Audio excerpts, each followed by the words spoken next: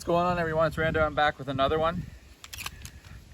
Gonna do a little quick test today, so I decided to, as you saw, got myself a G-Flex trigger, Gen 3, because I'm gonna put it in my Grit Grips frame here. I do have a PSA dagger slide on here, and then I'm gonna throw my Grit Grip slide on, see how she functions. Quick video, let's just see if it actually run through some mags.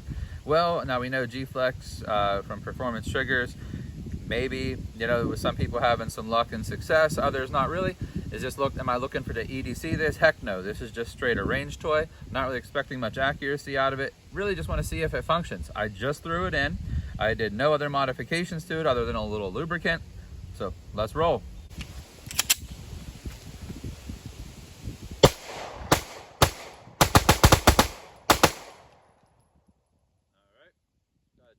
First mag. One thing I will say is, remember, whenever you fire this, you're locked in for that next round, because every motion is a round fired. Not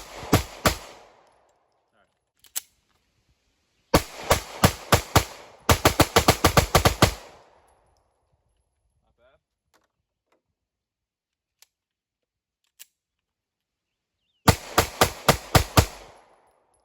All right, dead. Another dead trigger. And out. Just 5 in this one. Dead trigger. There we go. Let's see if we can use a ported barrel with my Grit Grip slide here.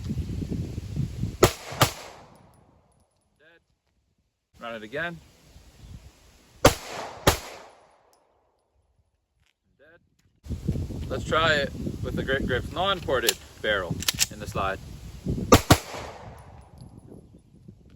Dead.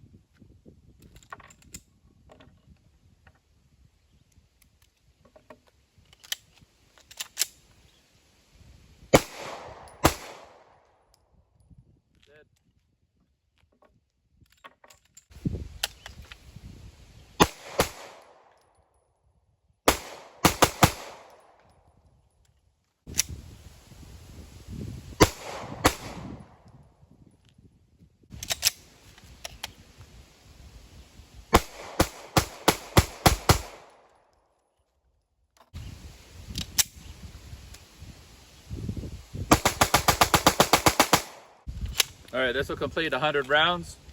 PSA dagger slide is what I've had the best luck with. This is actually a barrel from Grit Grips, just their plain black Grit Grips frame with their Gen 3 components. See if we can rip through this last one here together real quick. Actually stuck open on that one. Kind of throwing them back in my face. G-Flex trigger. Let's see if I got two 15-round mags here. Let's see if it'll run through both of these cleanly, or am I going to have a lot of failures? Either way, see if we can have some fun. All right, one mag. Next.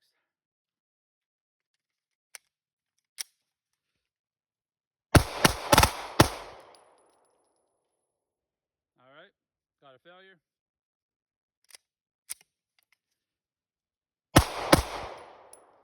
Another failure.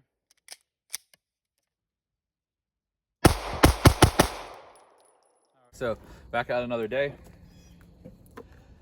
And got the Danger Ranger, that's what I'm gonna call it. This is the Grit Grips GG19 frame with the PSA slide. It obviously unloaded right now to start with. This is what's functioned the best with this Performance Trigger binary drop-in. So let's go ahead and put it through some more. I got another 100 rounds here, because I'm a glutton for punishment and like wasting shit. So let's go ahead and just throw some more lead. This time I'm actually going to take all 100 rounds, see if I can put them on a target. Target's probably going to be, I think, 7 yards away.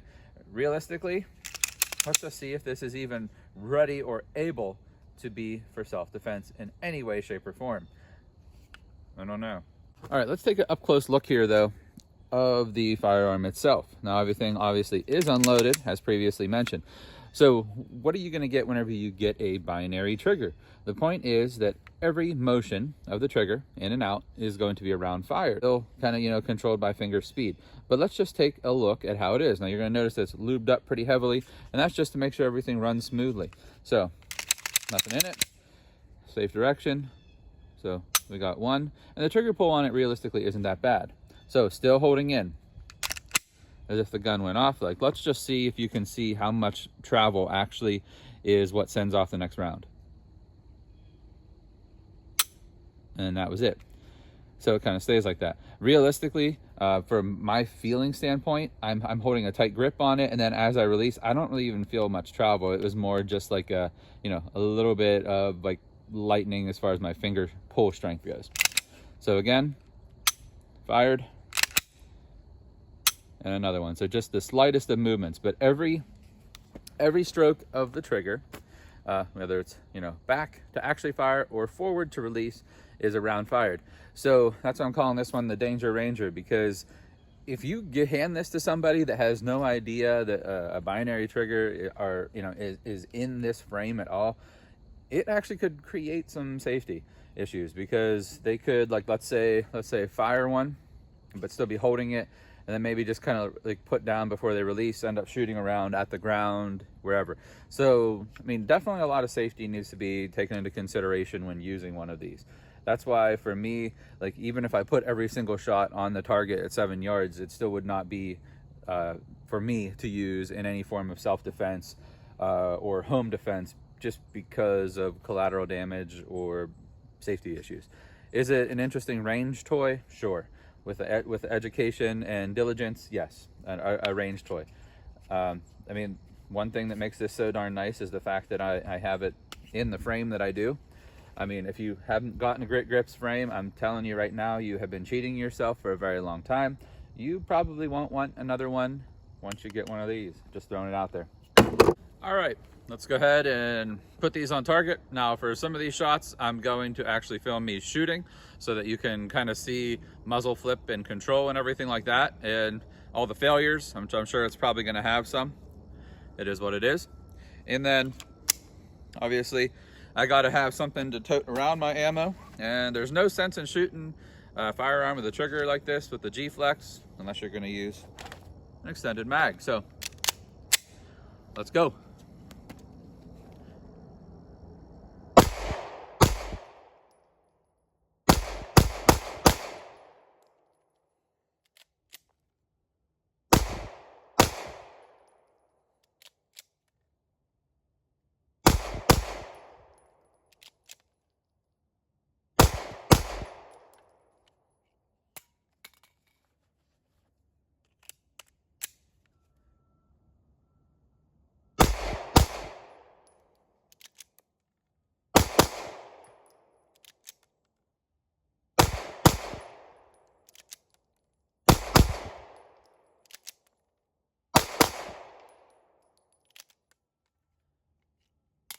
The only thing this really is today is a double tap machine.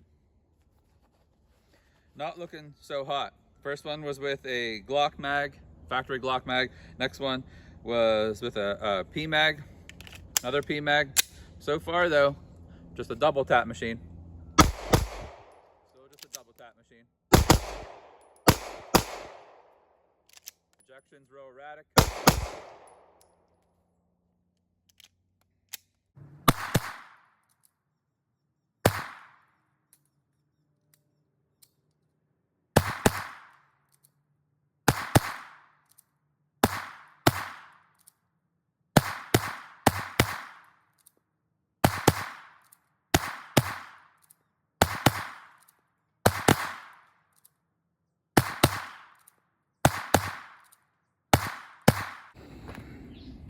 All right, so last was with the stick mag. You go down here on the ground, you actually see a lot of regular, you know, unfired rounds, which is quite a few of them, probably enough to fill a mag, because basically what everything turned into was the fact that it is essentially, today at least, with, you know, like this is This is a couple weeks after my initial, like, you know, like, hey, let's take it to the range, try some crap out. This is a couple weeks later. So effectively what it is now is just a double tap queen, and then you saw it kind of took off there for a second. I don't know. Let's go ahead and throw whatever remaining ones are on the ground, as well as these last 20 in, and run them and go from there. So I picked them up and counted. There's actually 20 rounds there. So that's 20 and another 20. So that's 40 more rounds out of the 100 that I brought. Let's see if we can run them. I'll put them all in the stick mag because that's how many it can hold. And I'll just run through that one. Get off my property, vagrants.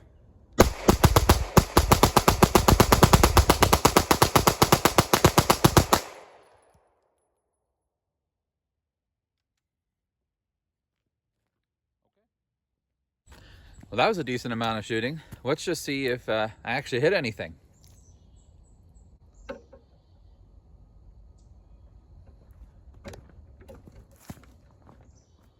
Yep. Real quick before the video ends, I just wanted to let you know that I'm the one who purchased this trigger from Performance Triggers, the G-Flex. It wasn't sent to me for testing or anything like that. I just thought, hey, I'm going to try this. Let you know if it'd be worthwhile to spend the money. Now, if you've looked up these and seen how much doll hairs they are, I honestly think that if you, like, let's say, already had a firearm that you wanted to modify and price was not a factor, go for it. That being said, if you are like kind of on a budget and stuff like that, maybe put that money into just some firearms parts or even a new frame or something to assemble a new firearm for yourself. Realistically, that's not a bad idea either.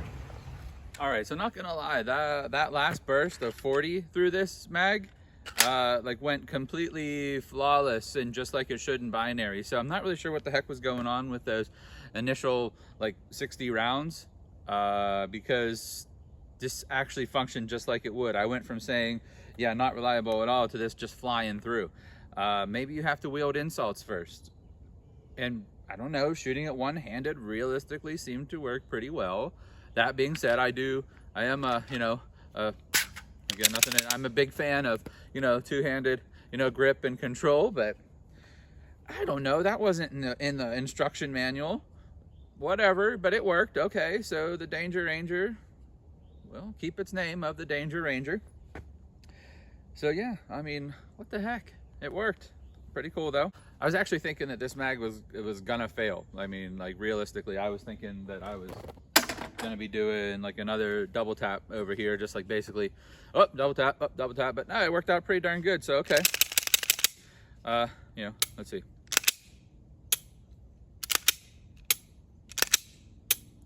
Functioning just as it should. I'll take it apart real quick and kind of show you up close what it looks like inside. Might actually look just like a normal trigger. Don't mind the dirt. We just obviously shot some things and stuff on the inside. Looks just like a regular trigger. So yeah, I mean, if you can, there's tons of videos on YouTube from a lot of good people out there on how to drop in triggers and stuff. So I'm not even going to show you that because that takes time away from them. But yeah, just a regular drop-in trigger, and that's it. And it turns this amazing frame into the Danger Ranger. In previous videos, whenever I was actually having success with it or luck, I was actually running the PMags, the PMag, the 15 round for the Glock 19. That's when I was actually having the best luck with it. The factory Glock mags weren't working so well for me, so I actually brought these thinking, oh, it's going to run through these today as far as my initial demonstration. But again, it just double tapped. I'm happy that the last burst went well for you, and realistically I doubt my target down there changed much at all because whenever you're shooting that rapid, there's not much control to it. Obviously what you saw initially with the hits, and if you know anything about shooting and you see that most of my shots are on the right hand side of the target, you can tell that I'm a left-handed shooter that needs to continually train and work on grip and proper function, as we all do. But whenever you're shooting like that, even if it was, with two hands, trying to control as much as you can, realistically, you're not aiming as well as you should. So control's not going to be there, even with this G-Flex and stuff like that. That's why in the grand scheme of shooting and defense and safety, that's strictly a range toy, as I said. would never, ever, ever want to take that out in public and have that be my weapon to defend myself or my family with, because like I said, possibility of collateral damage, no control, safety. Those are big things. Is it fun? Yeah, sure as heck it is. It's fun to, sling down a range. But safety wise, you really got to be diligent with what you're doing and pay attention.